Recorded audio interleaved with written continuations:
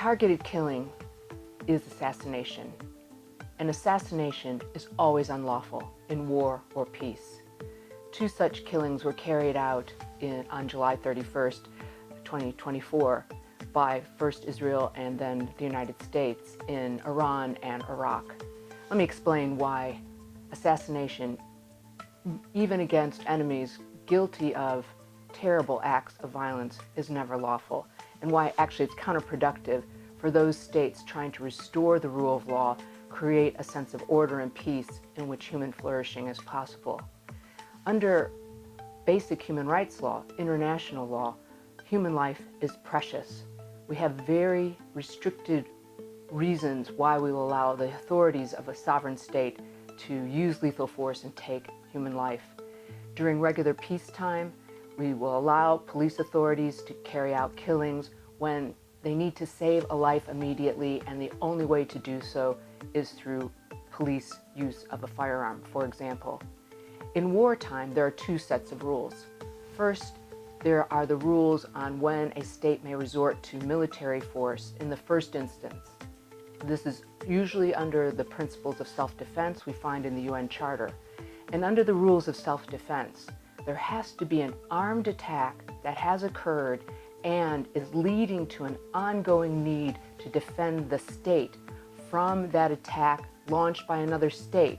It's never by an individual or a non-state actor, armed group that carries out terrorism, an intermittent attack that doesn't repeat itself for months, years. It has to be an ongoing attack, the kind of thing Ukraine has been facing from Russia. So that situation is definitely not involved in the assassination of the Hamas leader by Israel in Iran, and not by the non-state actor armed group in Iraq where the US carried it out. But people will say, but there's a war on in Gaza already. There's violence happening, and the Hamas leader is part of that group.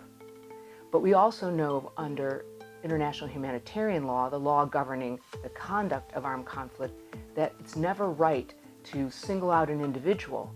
The purpose of allowing a state to use military force, or the rules regulating the killing in armed combat, is to defeat the forces of the enemy, of the adversary.